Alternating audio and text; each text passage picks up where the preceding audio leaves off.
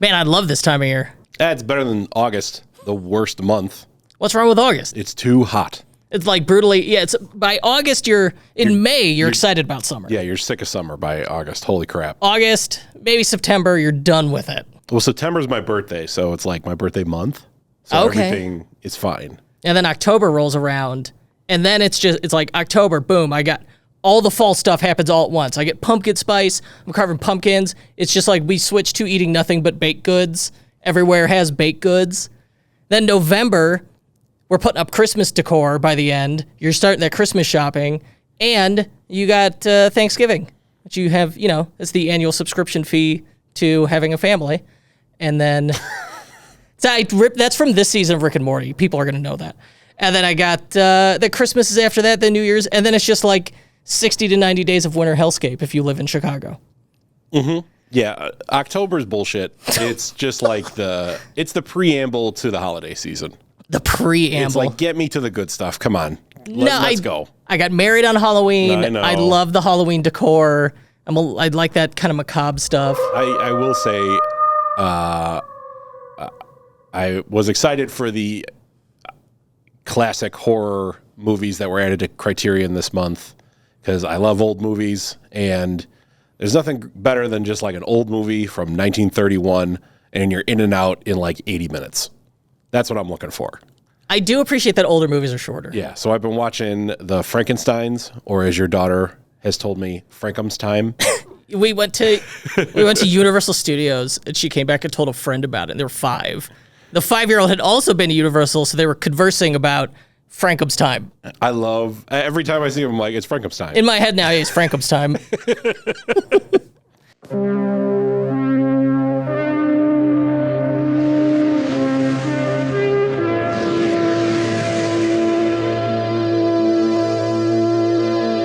All right, but the moment that Halloween fall season hits, that's when Black Friday's coming, holidays are coming, and a surprising percentage of people start their shopping, and some even finish it, supposedly, in October. It's an insane number. Is it like 25%?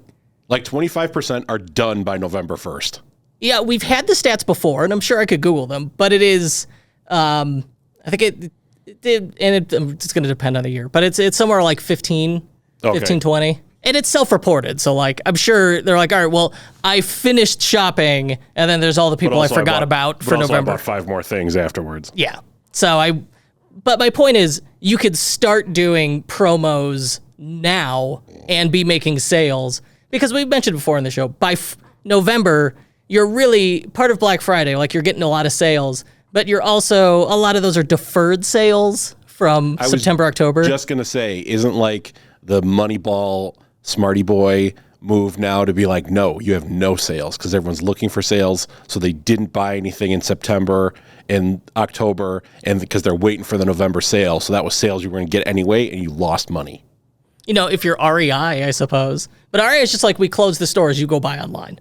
I don't know. I think people, we all know what's going on. Just give me the excuse to buy. I think it's just like, take every opportunity you can to be top of mind for people who need to buy gifts. And maybe they'll spend that money with you. Or maybe make it like 5% off and be like, this is the best you're getting, sucker. See, that's a turnoff. I don't think I would do it. I think you either make a big statement about how you're intentionally not having sale prices. I like I like bundles. I like free gift with purchase. I want free upgraded shipping. I don't necessarily love like discount, but people are more receptive to discounts currently than in years past. You should definitely call them suckers in your emails, though, right? I'm going to go with, if that's your brand voice, then sure. But I think for most brands, that's going to be a no. Yeah, just a no. Frankum's Time. I just keep saying it. I love it. She got a big, long story. She's like, I went and told my friends about Frankum's Time, and they knew about Frankum's Time, too. And I'm just like, keep saying it. Keep saying it. I love this. Yeah, and I'm not familiar with this character. Who was it? What was it? Frankum's Time? She's very sweet. Who are we? Why are we here? What are you listening to? This is the Unofficial Shopify podcast. I'm your host, Kurt Elster. Check nasty. I am joined by... Who is this guy? I'm joined by show producer Paul Rita. And today, we're answering your Shopify business questions. So let's jump into that. We're not going to. There's 2 free resources I want to highlight first. Number one, and if you're in our Facebook group or you follow me on social media, you've seen posts about this. If you sign up for a Privy account and register at privy.com/ultimate-bundle, privy.com/ultimate-bundle, and that link is in the show notes, you'll get their Black Friday calendar and a video call with a Privy coach to get you started. Privy.com/ultimate-bundle. I've gone through the thing. I got to review it. I gave them a few things to add to it like 60 days ago when they were working on it. And I think it's really good. I think it's a really helpful resource. The other one I wanted to highlight, I was on the Quiet Light podcast, and they're a business brokerage. And they've got the Exitpreneurs Playbook. There is a 0% chance that anyone could consistently spell this, let alone pronounce it. Exitpreneur. Exitpreneur is such a dumb made-up word. They're like, well, we're going to make this into a thing. No, you're not. All right, well, regardless of the name's I'm sure the spellability. I'm sure the playbook is good. It's just, it's dumb. That's a dumb name. It's known as the ultimate guide to selling an online business. But if you're buying an online business, this is the other team's playbook and a must-read. So the Joe, who hosts the Quiet Light podcast and who wrote the book, said, hey, I'll give away 5 free copies to you or to your audience for every one of your episodes that you plug it on. I said, you know what? It's a good offer. I've got a copy of the book. I flipped through it. It seems good. And I love being able to provide free stuff to our audience. So it's exitpreneur.io/Kurt Elster. You can grab the playbook. They also have an ebook version. You can get that. And I will put that in the show notes as well because of the chances of you consistently spelling exitpreneur. All right, you write entrepreneur, which I always screw that one up. Let autocorrect fix it for you. And then that beginning entree, you switch that to exit. That's how you do it. That's probably also how they came up with it, buddy. Well, I'm just saying that that is the only way that I would be able to spell this consistently. Because Google's would be like, hey, did you mean entrepreneur when you spelled this? And no, I didn't. I've never spelled the word recipe correctly in my entire life. Really? No. How do you spell it? Like, what's your common screw? RECEPIE, and it's always just like, you mean recoil? Like in the iPhone things that they do are like, oh, you mean this, right? Are never even close. I always feel defeated when I misspell a word so badly. It's like, I have no idea what you were going for with that. Oh, I'm sorry to disappoint you, Siri. All right, let's move to our AMA. Let's do some discussions. Would you please open with our first question? And this time, I tried to group them loosely by topic. Anthony W. wants to know, what's the biggest thing you've learned this year in business? I don't know. The thing that's surprised me the most is the extremely short time horizon everyone seems to be thinking by, in that they're just like, during the biggest days of the pandemic, all these online sellers, we were all making hay. We're all just having Scrooge McDuck money baths. And now things are just reverting back to normal or reverting back to the trend line where they were supposed to be before the pandemic or flat. And they're all like, oh my God, the sky is falling. We're entering a recession. Everything's terrible.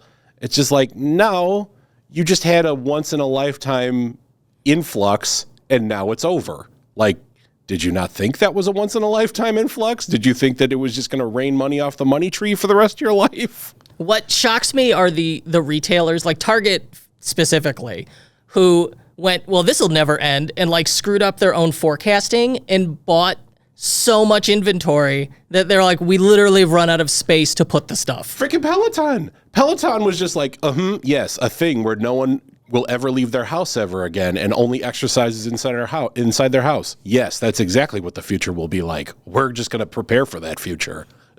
Are you idiots? All right, so your biggest surprise was the discovery that people are myopic. Just that level of myopic. But like, yes, it's like at all levels of business. It's like, you just made a ton of money over the last 3 years. Did you save any of it? No?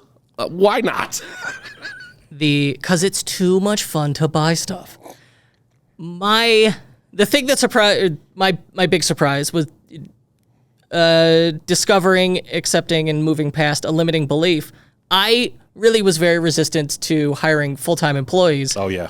And that was, I wish I had figured this out sooner, because now that we've grown our team this year, things have been absolutely fantastic. Well, it's just a delight. And it's funny because we've answered that question for other people before, and we've always been just like, yeah, once a piece of the business gets too annoying that you don't want to deal with it anymore, hire someone to deal with it. But we never did that. Yeah, do as I say, not as I do. And now we did it, and we're like, oh, that's great. Whoever thought of that's a genius. Yeah, getting someone who's better than me at doing these things to do it. Oh, amazing. Byron Myers. He has a question. How many pitches do you get for people each week that want to be on your podcast? What advice would you give to someone who's trying to be a guest to get your attention? Well, you know how many pitches we get a week.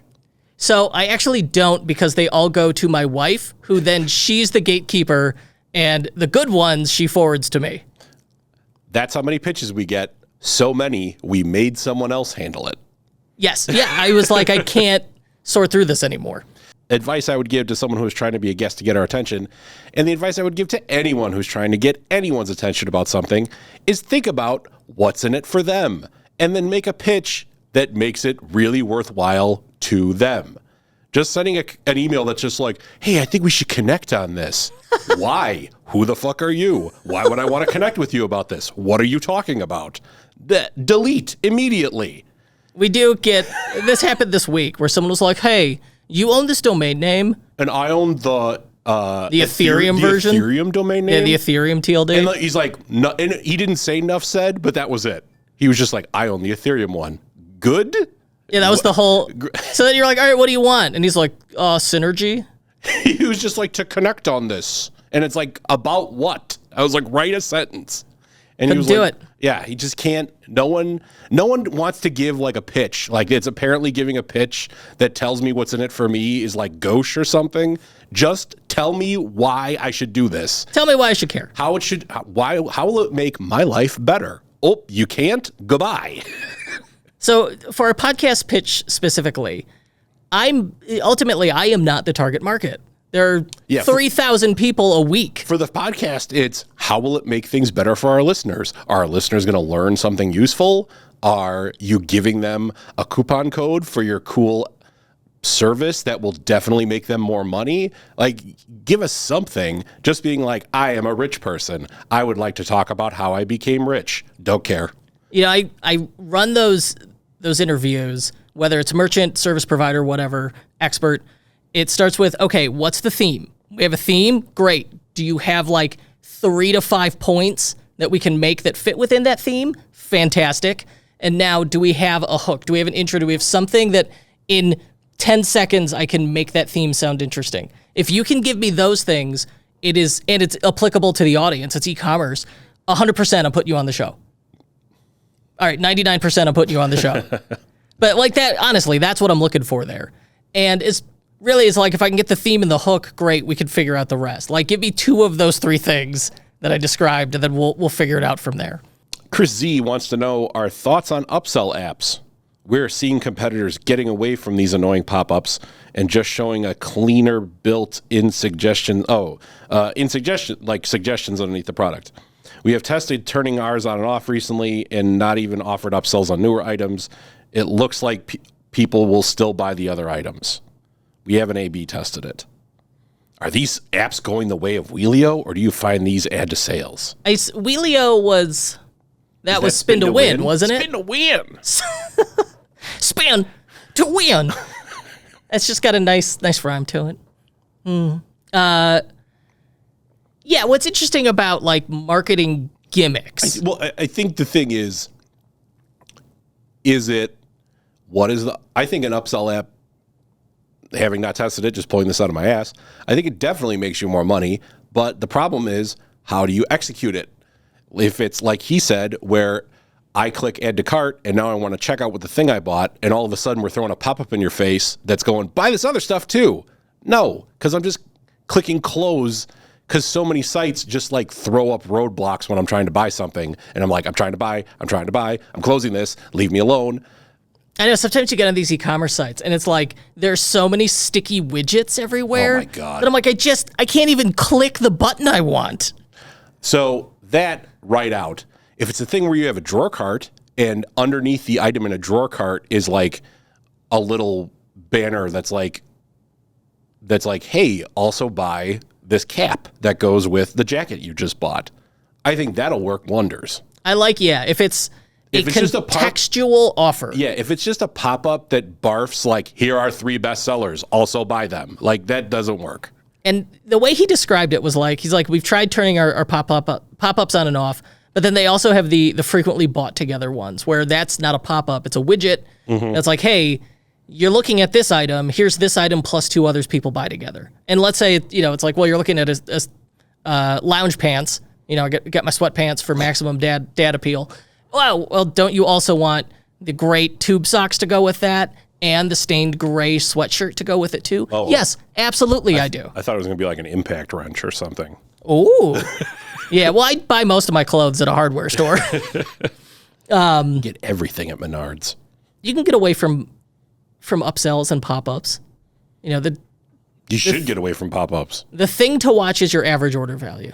Like, if I have them and then I get rid of them, does my average order value go down? And you could graph it over time in Shopify Analytics. You could figure that out pretty easily.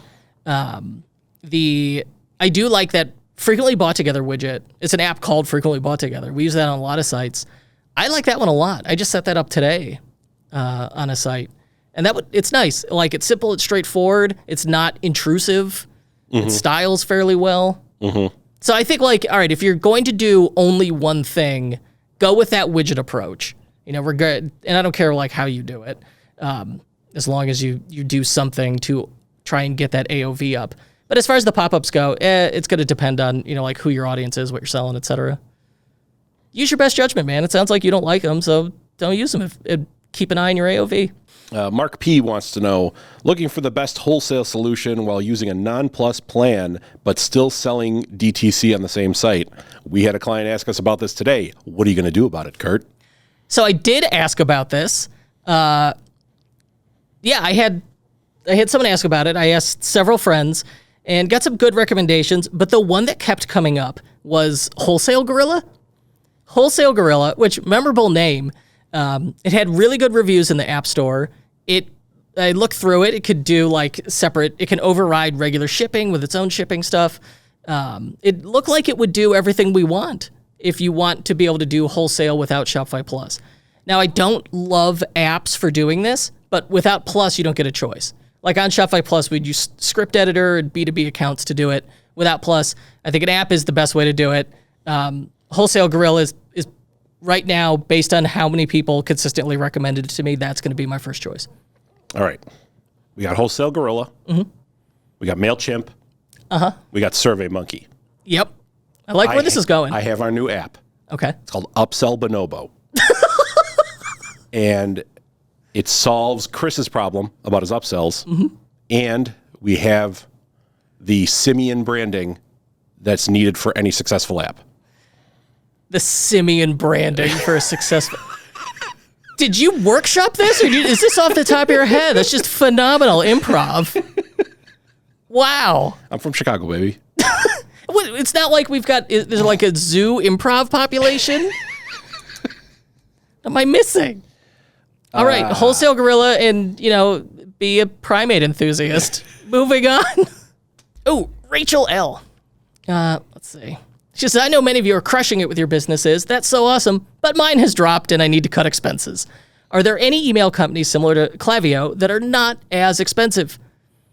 And she'd asked this to the group. Someone else had replied to her, and I'm just going to read their answer. They said, we switched to Privy and found it to be perfect for us. Klaviyo, in my opinion, is for much bigger businesses. We do under $150K a year, so it works fine for us.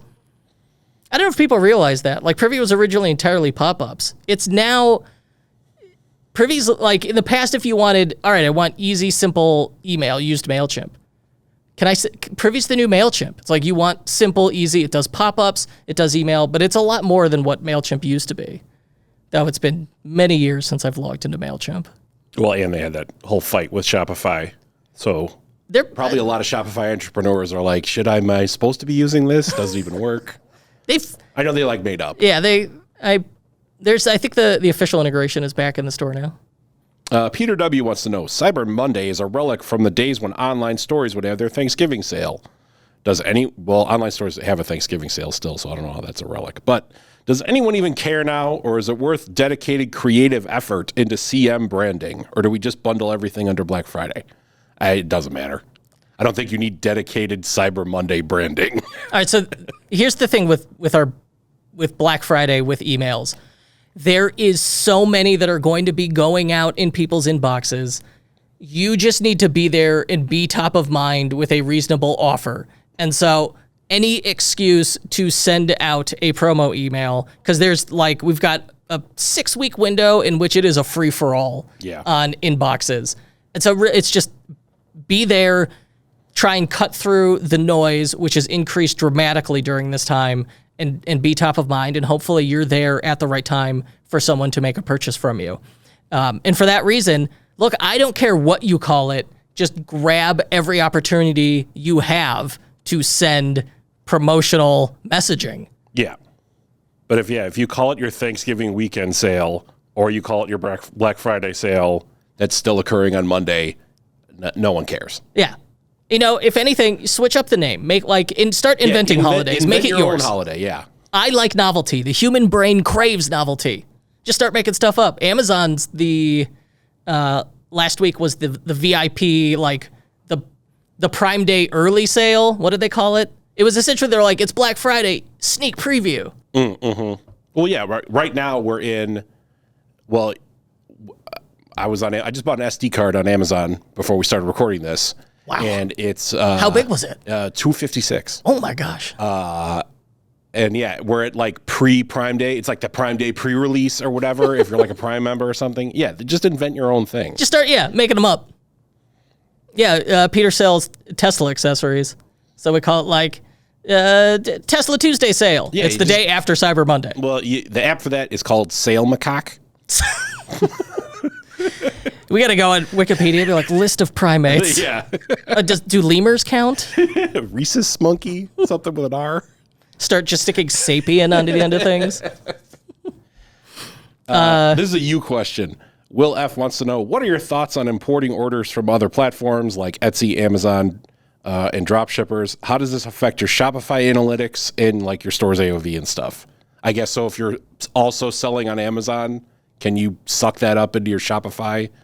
Can the Shopify backend be the backend for your entire sales business in terms of numbers? Yes. Okay. Is that good? Yes. Okay. Yeah. So essentially, the idea. So Shopify, we always think of it as this is e-commerce. This is your online store. But the way it's really set up is Shopify is a platform and a hub. Online store is just one of the channels you plug into it. And so I can add point of sale if I've got retail, but I can also add integrations with other marketplaces to it, like Amazon, eBay, Walmart. I could plug these things into it, either directly if they offer it or with a third-party connector. And then it's going to pull in all my order data, customer data, all gets managed in one sane place. Now, what happens if I go in Shopify Analytics? How badly does it jack that up? And what I have seen it do is it'll be like the first card is, hey, here's your revenue. And it'll be total revenue across all channels. And then it'll break it down by channel underneath because it knows the sources. In your reporting, you could filter by channel source so you don't have an issue. But then that Shopify Analytics dashboard, like AOV, store traffic, all those other cards are specific to the online store channel. And so adding these integrations really should not affect that. And we've got plenty of clients that run, they've got online store and then numerous other channels plugged in, and it does not have a detrimental effect on reporting in any way.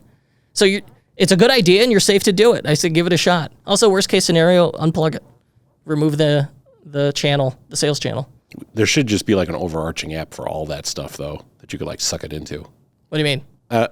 Instead of just integrating Shopify, there should be another thing that takes all of them. But that's what Shopify's supposed to be. I know. It's the hub. All right. And then it pulls everything in. It's the platform. I thought we could just make one.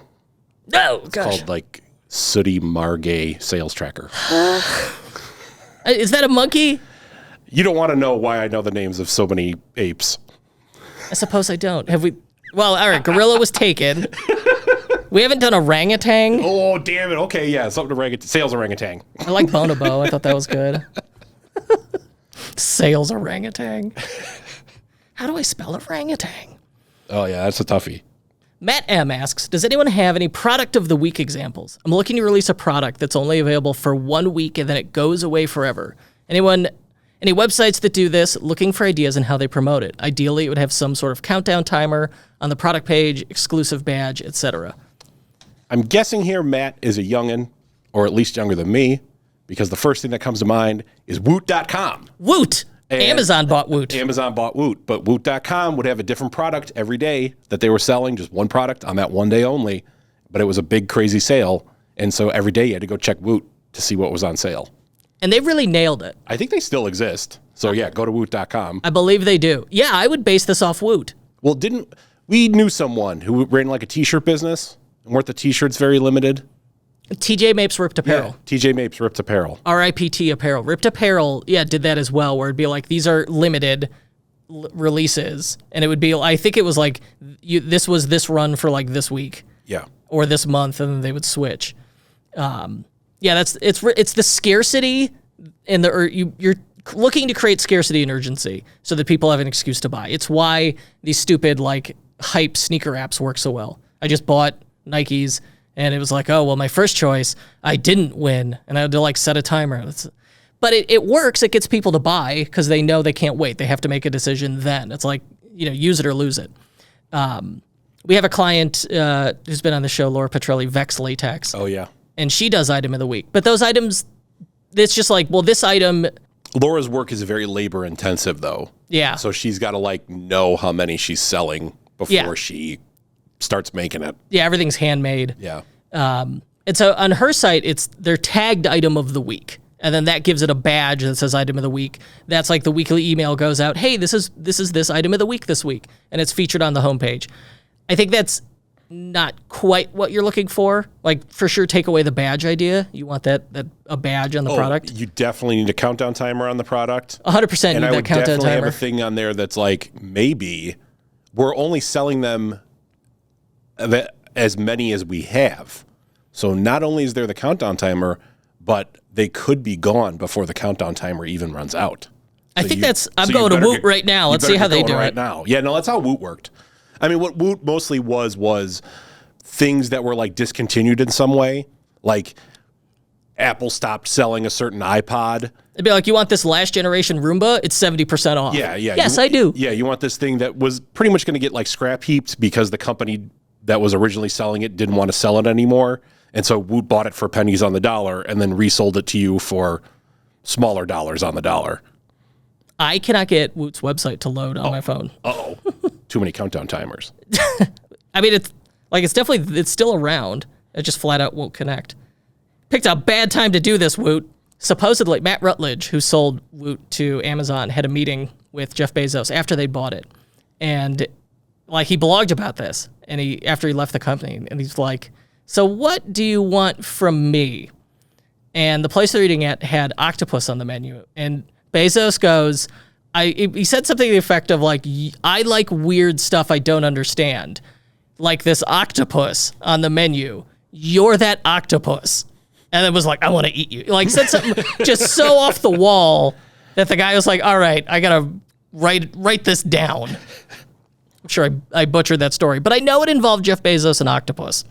Mm-hmm. Mm-hmm. Anyway, I think for this gentleman with his time-limited idea, yeah, I think it's a good idea, and I think, just make it as dead obvious as possible. If you're looking for a great example, Woot invented the idea, and really the answer is like timers. Yeah, I mean, the feeling you want to be given the person on the page is, if you don't buy this at right this second, someone else will. You will never have it. The car or what's inside the box. The box! Make a choice right now. Is it a monkey? Oh, it's a howler monkey. Oh. You can't just do the ones that all have monkey. You can't be like Reese's monkey. Oh, howler monkey. Oh. That's what I'm doing. You're just like naming nut. Pine nut. Macadamia nut. That's my favorite. Yeah, I know. You spend like $100 a week on macadamia nuts. What's your macadamia budget, sir? Mine's $1,000 a year. It is. You're not even kidding. It's okay. It's not. For sure, I've spent $100 on macadamia nuts this year. They're $20 a pound. That's like, I'm going to treat myself. Anyway, that's what I want for Christmas, macadamia nuts. All right. Our next question. You don't want to read the name. I don't want to read the name. I knew it. Pankaj B wants to know, where do you stand on thumbnails on the product page? I'm right now thinking about either getting completely rid of them or replacing the images with dot sliders, at least for mobile. What would you suggest? It doesn't matter. I'm going with thumbnails on the product page. Initially, when I read this, I thought it was homepage. No, product page. Like, you got the so main I've got image, my main image, and then what are my thumbnails? I'm going with, I'm sure you could split test it, and it'll be like, this way's better, but it'll only be better by like 1%. All right. You could get rid of the thumbnails if the interface is very obvious. Like, if it needs to have controls and indicators that are always there. And he said the dots, I would have an arrow on there. As long as you have like the arrows of the dots, it'll work. And then it should, especially in mobile, I should just be able to swipe through it. Mm-hmm. Then you could probably get rid of the thumbnails. We've seen split tests for like, should the thumbnails be on the left? Are they vertical? Are they in the bottom, horizontal? Yeah. I believe when we've tested this, sites performed better with thumbnails. Mm-hmm. Yeah.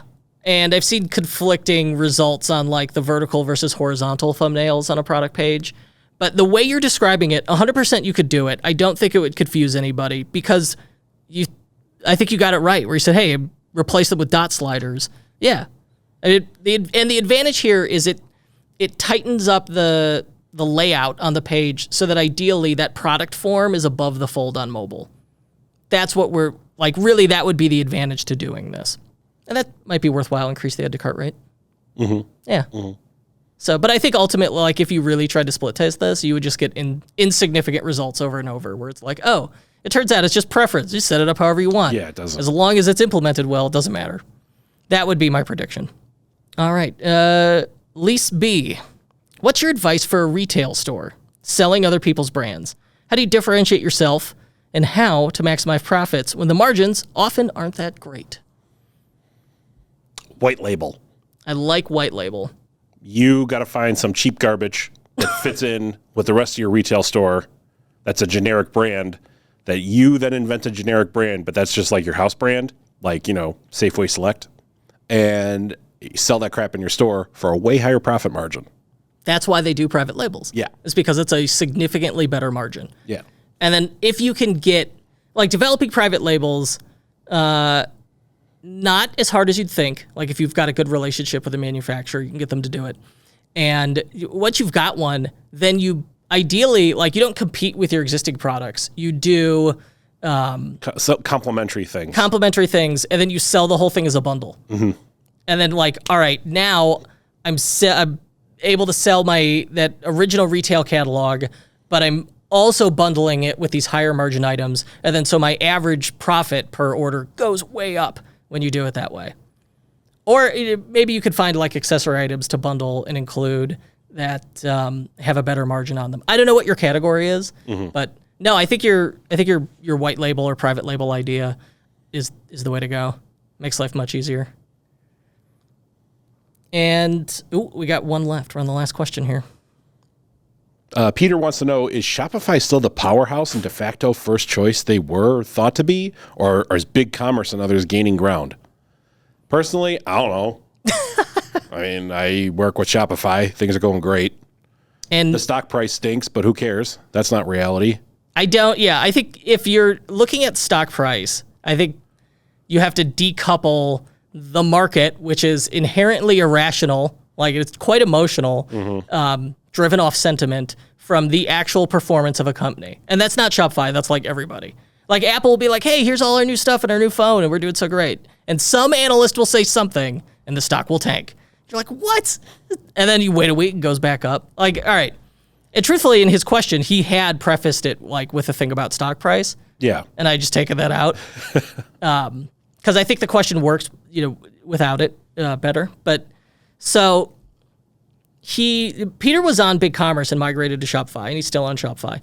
And we've done several store migrations this year And when it comes to data, like the data migration portion, I will often do that myself. I enjoy it.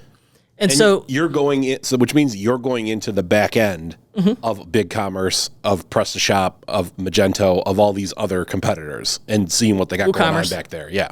Yeah, I've migrated from WordPress, WooCommerce, Magento 2, and BigCommerce this year.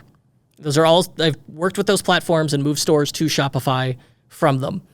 And I'd used all those platforms years ago as well. And what really struck me, and this was before he'd asked this question, I had noticed this, was when you log into those platforms, they looked the same to me as they've always looked. I'm sure there's subtleties I'm missing, but it's like, this looks the same as like 5 to 7 years ago. Whereas Shopify dramatically improved with like feature set, channels, integrations, interface in the last just 2 years. Mm-hmm. And so I think there is a momentum and velocity that Shopify has that the others didn't. Like going into the pandemic, they said, you know what? We don't know what's going to happen here. Staffed up massively and then just crank stuff out. And other people didn't. And I think that you really see the result of that now if you take these things head to head, especially if you'd used them years ago. And it's like, what? Nothing changed here. That really surprised me. Yeah, they felt old when I used them. Like a little clunky. Yeah. I think the answer is Shopify is synonymous with commerce. Oh yeah. I mean, it's weird that I hear ads for Shopify on like podcasts and stuff. I no longer have to, when people are like, oh, what do you do? I'll say, I'm a Shopify partner. They already know what it is. They don't have a store on it, but they recognize it. It's very strange. I mean, it's cool, but it's just, I'm like, oh, all right, you're familiar. They're like, yeah, that's that e-commerce thing. It's like I bought, and they'll be like, oh, I bought from this Shopify store. Like, they'll know. I think it's cool. Winifred asks, we've got some CSS code within style tags on our page and blog post templates on our website to make the buttons on the pages stand out and encourage visitors to not bounce. See example, and the screenshot is what she described. My question is, should this code be on each page or blog post above the H2 tag? And if the answer is no, where should this code be? My theme is Turbo on Shopify 2.0, so Turbo 8. Well, if you're wrapping it in the style tag, technically that's supposed to be in the head. So it's in theme.liquid. Okay. But I understand it sounds like a style she only wants to happen on buttons on certain pages. So she's putting the style in those page templates. Okay. All right, not a terrible workaround. Quote unquote technically wrong because that style tag is only supposed to be in the head, but who cares? Yeah, like, doesn't matter. It works, and the browser knows what to do with it. The browser knows what it's doing with it. Apps will do crap like this. The only person that would tell you you're doing it wrong is a pendant or like someone who's trying to teach you how to do it in a class. So doesn't really matter.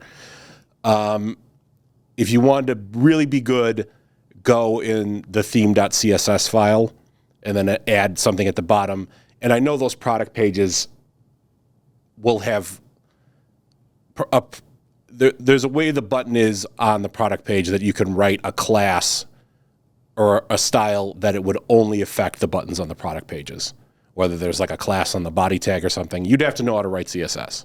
So the true right way to do it... To get like a CSS selector where it's only going to impact that page. It would only happen on the product page. So that would be the true right way to do it, is to write a thing in the CSS file and just make a very specific rule. But the way she's doing it, it's fine. She's not breaking anything. Right, what if I put it in theme.liquid in the head so it's in the right place, but then I wrap it in a liquid if statement that checks to see what the URL is or what my page template is, and then applies it conditionally? Also a thing you could do. She could just leave it the way she is. She's fine. All right. Maybe I was overcomplicating it there. You got any Halloween plan? What's your Halloween costume, Mr. Rita? Guy in his basement. Guy in his basement? Yeah. Yeah. This will be the third Halloween I live in this house. And I can tell you the grand number of times my doorbell has been rung by trick-or-treaters has been 2. Oh, no. And I live like on a suburban street surrounded by other houses. It's very suburban. So I don't know why my house is apparently the murder house you're not supposed to go in. I have outdoor lights on. You have sidewalks? The sidewalks. The front door is open, so it's just like the nice landscaping? It's just the screen door. For some reason, children refuse to come to my house. And so... Did you put up Halloween decor? No. Okay. But I mean, the lights are on, the door's open. It's like carve a pumpkin or something. There's a strange, large man looming in the doorway who wants to give you candy. Oh, okay. Yeah. And I put up a sign that said free razor blades, and no one is coming. Isn't that a thing that's never actually happened? It has happened, but it's always like the parent is like literally trying to kill their child. Ugh. It's like all the thing where it's like there's human trafficking. It's like 90% of human trafficking is actually an estranged parent taking the child into a custody battle. I just wanted to have a fun outro about Halloween costumes, and you're like, eat a razor blade. They're going to learn something. I have a Jedi costume I'll wear. Pair it with a lightsaber, walk around the neighborhood. My daughter's a cat. I like that it's a non-licensed character. Just she said cat. She's not done. Cat. Not period. Be the bride of Frankenstein. No, my wife's a skeleton. She bought a skeleton jumpsuit. Yeah. All I know is for the last 4 months, my wife's been like, "That should be the baby's Halloween costume. That should be the baby's Halloween costume. That should be the baby's Halloween costume." There's been like 20 costumes mentioned, so I'm interested in seeing what my daughter is on Halloween. Well, I guess we'll have to hear about that in a future update. We will end it there. This has been a delight, and if you would, let's see, do I have any? What sound effect do I want to go out on here? Spooky wolf. Spooky wolf. How about like spooky wolf and man yelling? There we go. All right. Good night. Thank you.